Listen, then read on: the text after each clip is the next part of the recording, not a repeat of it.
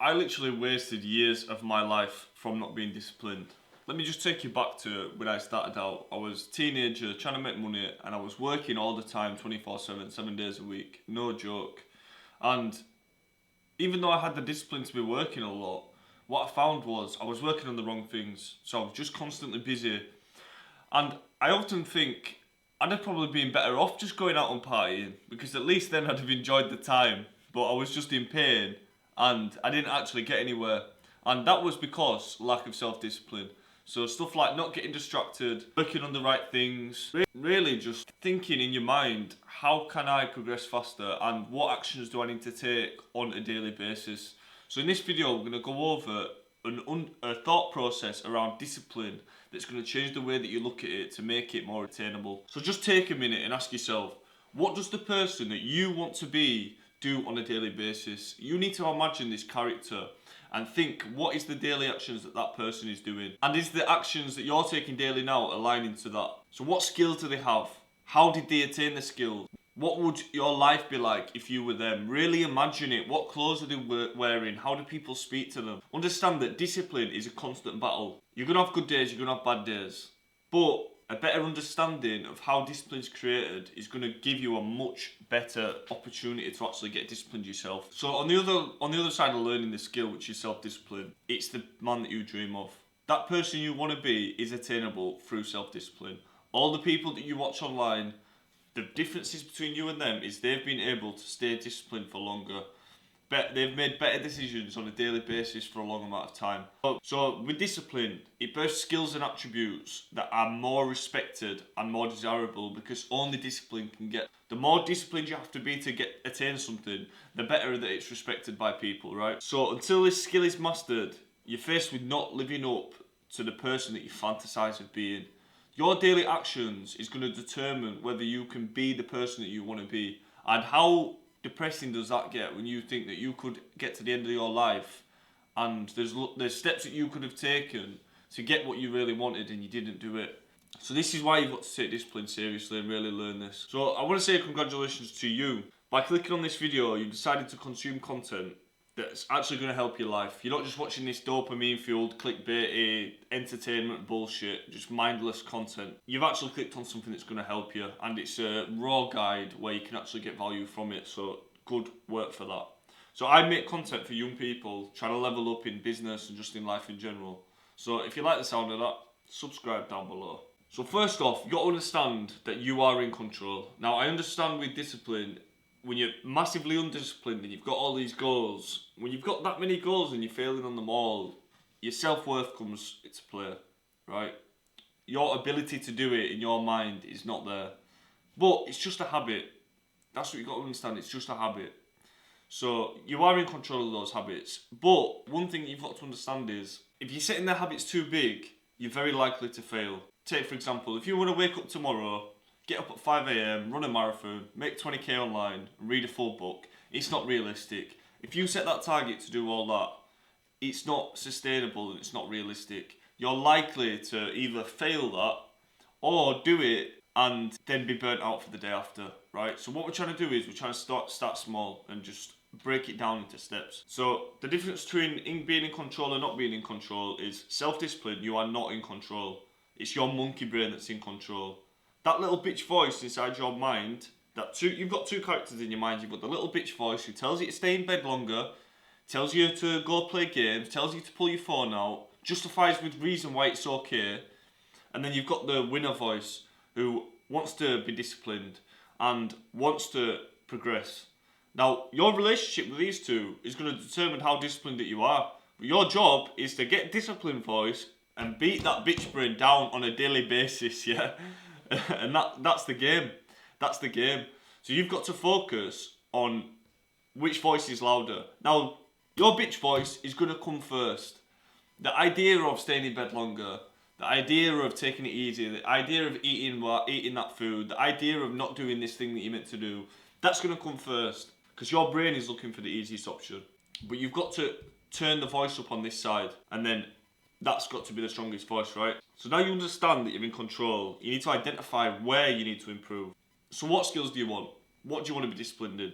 Are you getting up late? Are you wanting to lose weight? Do you want to learn a new skill? My point is, when you can identify the things that you want to get better on, that gives you an actionable step, yeah? That gives you something to focus on to start. Because when you're thinking, I want to be this person, and they've got all these characteristics together, if you're looking at it and thinking, oh, I have to do everything to this level, it's going to be, again, unrealistic. So pick specifically what you want to get better at. Because we need to stop leaving this until later, yeah? There's no time to leave it till later. Stop the fucking excuses, yeah? It's time to act now. So what does starting small actually look like? Is it even going to make a difference? So starting small is one step at a time, yeah? Let's say you get up at 9 a.m. and you want to start getting up at 6 a.m. Well, start getting up at 8 for a week, then start getting up at 7 for a week. And because you're only doing it in small increments, it's going to be a more sustainable and attainable goal, right? So if you're trying to shave 3 hours of sleep off the first night, you're likely to fail because you're going to be tired, might fall asleep in the middle of the day. It doesn't really make sense to do that, yeah?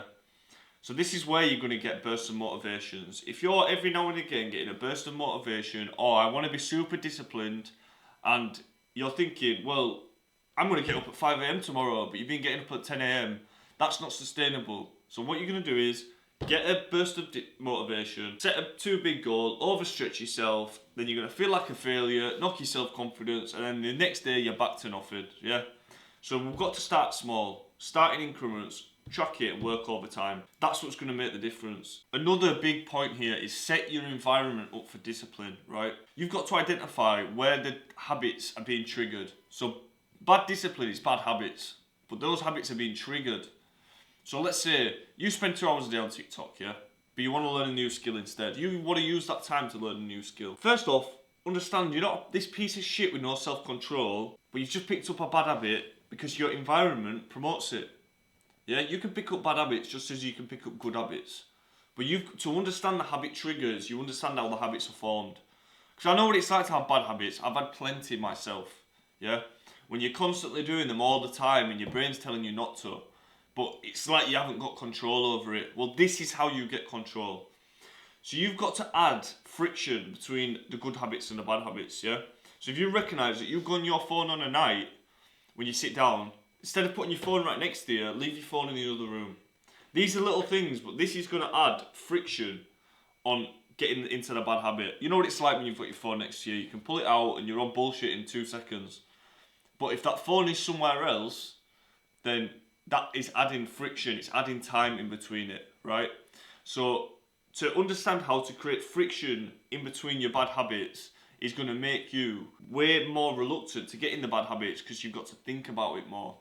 And vice versa, if you want to get good habits, let's say you want to read and every time you go sit down is when you used to go on your phone. Well, instead of having your phone there, put a book there. So you can use this method in 2 ways. So if you want to swap those 2 hours out, you just do it by replacing the habit. Next up, we've got harness your energy. So think back to when you've been disrespected. Why do you think people look at undisciplined people with little respect? It's because they don't even respect themselves. The reason why in-shape people get spoken to differently is because subconsciously there's an underlying respect. Because it shows discipline. It shows a long amount of discipline that can only be earned through hard work. But it also shows deep thought. So when you look at somebody who's got their stuff together and they're in really good shape, you know that that person they think a lot and put it into action. So would you rather disrespect someone who thinks all the time and puts it into action, or disrespect someone who's just got no self-control, they're all at mercy to their bad habits? This is underlying human psychology, right? People don't disrespect the biggest threat. That's the point. Because there's a likelihood of conflict. People would like to reduce the likelihood of conflict. That's like psychology, it's survival basics, right? So think about it. Undisciplined people don't even think. They just eat whatever they want, watch whatever they want. It's all for selfish reasons. It's all about, I want this right now. They don't think about other people. So this is why you've got to use that energy. And when people have disrespected you, and people have mistreated you, or people didn't believe in you, you've got to constantly remind yourself of that. You've got to take that in, and that's got to be used as fuel in keeping disciplined. Because when you use that energy and put it in towards your goals, and you have a constant reminder of what you're doing it for, then you're going to use that negative energy and turn it into something positive. So harnessing other people's negative energy can be a really strong factor in getting you more disciplined. That's a few points about how you can get more disciplined. Few things that have helped me, and I really think if you stick with these principles and start thinking about discipline differently, you're going to see it materialise into your goals like you've never seen before. So if you like this video, subscribe down below. We've got another video coming up right here. Till next time, peace.